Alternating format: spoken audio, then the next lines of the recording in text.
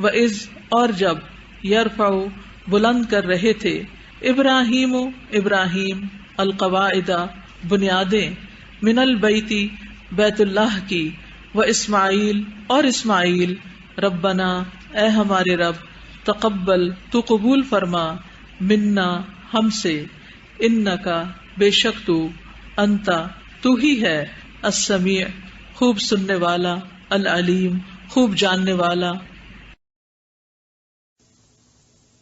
وَإِذْ يَرْفَعُ اور جب اٹھا رہے تھے. رفع کا کیا معنی ہوتا ہے؟ بلند کرنا، اوپر لے جانا. ابراہیم علیہ السلام القواعد بنیادیں. قواعد جو ہے قاعدہ کی جمع ہے القاعدہ. تو قاف عین دال قاعدہ کا کیا معنی ہوتا ہے؟ بیٹھنا. دیوار کی بنیاد کو کیوں القاعدہ کہتے ہیں؟ کیونکہ باقی عمارت اسی پہ بیٹھتی ہے، یعنی وہ ایک طرح سے بیٹھنے کی جگہ ہے. بیس، فاؤنڈیشن جو ہوتی ہے، بنیاد، عمارت اس پہ کھڑی ہوتی ہے. جب اٹھا رہے تھے ابراہیم علیہ السلام بنیادیں من البیت گھر کی، وہ اسماعیل اور اسماعیل بھی ساتھ تھے، باپ بیٹا دونوں. اس سے کیا پتہ چلتا؟ پیاروں کو ساتھ لے کے چلنا ہوتا ہے. یہ بات پتہ چلتی، پیاروں کو ساتھ لے کے چلے.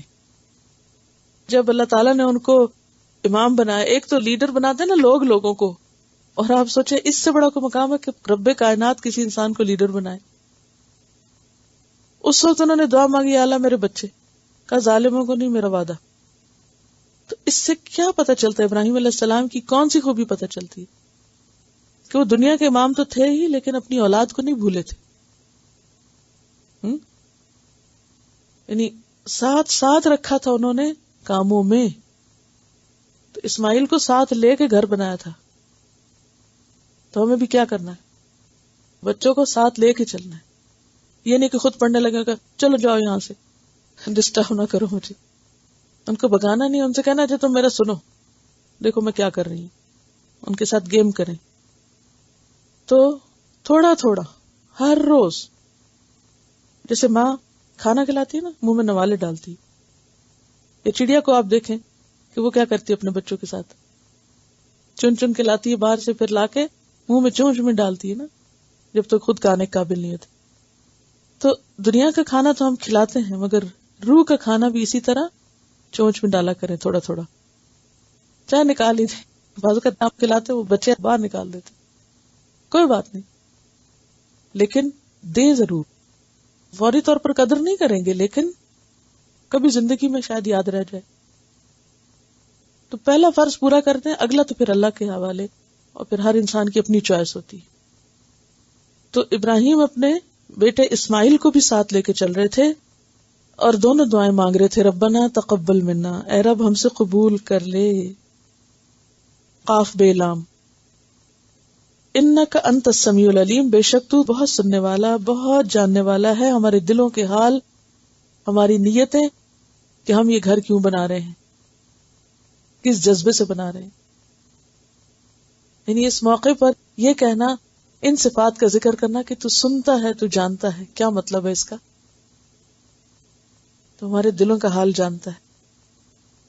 تو سوچا آپ نے کہ یہ بنیاد کی بات کی، دیوار کی نہیں کی، چھت کی نہیں کی، حالانکہ بنیاد تو چھپ جاتی نیچے. یعنی اللہ کا گھر بنانے میں اصل چیز جو برکت کا سبب بنتی ہے وہ انسان کی نیت ہے. نیت، یا رب تو دلوں کا حال جانتا ہے. یعنی کوشش اپنی جگہ، جتنی خالص نیت سے اللہ کے دین کا کام کریں گے نا، تو تھوڑی سی ایفرٹ بھی بہت بابرکت ہو جائے گی. وَإِذْ يَرْفَعُ إِبْرَاهِيمُ الْقَوَاعِدَ مِنَ الْبَيْتِ وَإِسْمَاعِيلُ، اور جب ابراہیم علیہ السلام اور اسماعیل علیہ السلام گھر کی بنیادیں اٹھا رہے تھے، دونوں باپ بیٹا. اب آپ دیکھیے کہ ایک مکان بنانے کے لیے، چاہے کمرہ ہی بنانا ہو، کتنے لوگوں کی ضرورت ہوتی ہے نا، اور کتنے کاریگر چاہیے ہوتے ہیں. جبل کعبہ آپ میں سے شاید کچھ لوگوں نے دیکھا، اب تو خیر انہوں نے وہاں سے کافی اس کو ریموو بھی کر دیا. کہا جاتا ہے کہ اس کو جبل کعبہ اس لیے کہتے کہ وہاں جاتے، پتھر کاٹتے، اٹھا کے لاتے، اور پھر اس کو چنتے اور تعمیر کرتے. آپ خود سوچیں کہ کتنا مشقت کا کام تھا یہ بھی. پہاڑ کاٹنا، اینٹیں اٹھانا، لانا، یہ ساری محنت مزدوری خود کی، اور یہ امام ہے دنیا کے. اسلام میں امامت اس چیز سے نہیں روکتی کہ آپ تعمیر کا کام نہ کریں. آپ کچھ بھی کریں، اگر آپ میں تقوی ہے تو آپ اللہ کے بڑے ہی پیارے ہیں.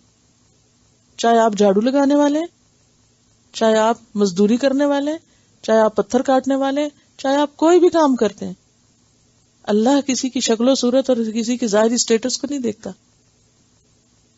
وہی دیکھتا کہ دل کا تقوی کیا ہے، اندر ایمان کتنا ہے. تو ابراہیم علیہ السلام اور اسماعیل علیہ السلام گھر کی بنیادیں اٹھا رہے تھے اور وہ کہہ رہے تھے ربنا تقبل منا، اللہ تو قبول کر لے. کوئی احسان نہیں جتا رہے تھے کہ ہم نے تو بڑا کمال کر لیا، ہم نے یہ کیا، ہم نے کوئی شوخیاں نہیں بکانے. کیا؟ ربنا تقبل منا. یہ کس کے منہ سے ایسے الفاظ نکلتے ہیں جو اپنے کام پر فخر اور غرور نہ کرے، جسے اپنی نیکی پر کوئی تکبر اور مان نہ ہو، جو سب کچھ کر کے بھی کیا سمجھے حق نہیں ادا ہوا، ابھی تو کچھ نہیں کیا، ابھی تو اور بہت کچھ کرنا ہے. یا رب تو اسے قبول کر لے. اسے قبولیت کی فکر ہو جاتی ہے. کام کرنے والے بندے کی نظر کام پہ نہیں ہوتی کہ میں نے کیا کیا، کیا کمال اور کیا تیر مارے، وہ نہیں دیکھتا. اس کو فکر کس بات کی لگ جاتی ہے کام کر کے بھی، یہ قبول ہو جائے، اب اللہ تعالیٰ کو پسند آ جائے. انک انت السمیع العلیم، بے شک تو سننے والا ہے، جاننے والا ہے. دیکھیے کہ ابراہیم علیہ السلام نے جو کعبہ بنایا تھا یہ پہلی دفعہ نہیں بنایا تھا. مورخ ہیں قسطلانی، وہ لکھتے ہیں کعبہ 10 بار تعمیر ہوا. سب سے پہلے اسے فرشتوں نے بنایا، دوسری بار آدم نے، تیسری بار شیث علیہ السلام نے، شین یہ اور ثے. اور یہ تعمیر جو تھی طوفان نوح میں گر گئی تھی، جو شیث علیہ السلام کی تھی. شین یہ ثے، شیث. طوفان نوح میں یہ تعمیر گر گئی. چوتھی بار ابراہیم علیہ السلام نے بنایا تھا. پھر 5ویں بار عمالقہ نے بنایا تھا. عمالقہ کون تھے یاد؟ جو وہاں فلسطین میں تھے. اور پھر اصل میں یہ گھر جب بن گیا تھا نا تو پھر لوگ ہر طرف سے یہاں آتے تھے. وہ اللہ تعالیٰ نے ابراہیم علیہ السلام کہا تھا نا اذن فی الناس بالحج، لوگوں میں حج کا اعلان کرو. یاتوک رجالا، پیدل آئیں گے. وہ علی کل ضامر، دبلے اونٹوں پہ آئیں گے. یاتین من کل فج عمیق، دور دراز کی جگہوں سے آئیں گے، دور دراز سے آئیں گے. تو پھر ہر علاقے کے لوگ اور تقریباً تمام انبیاء یہاں جاتے رہے. چھٹی بار قبیلہ جرہم نے بنایا تھا.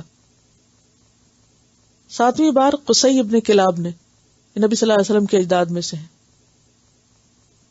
8ویں بار قریش نے، 8ویں بار قریش نے آپ کی بعثت سے پہلے، قصی ابن کلاب.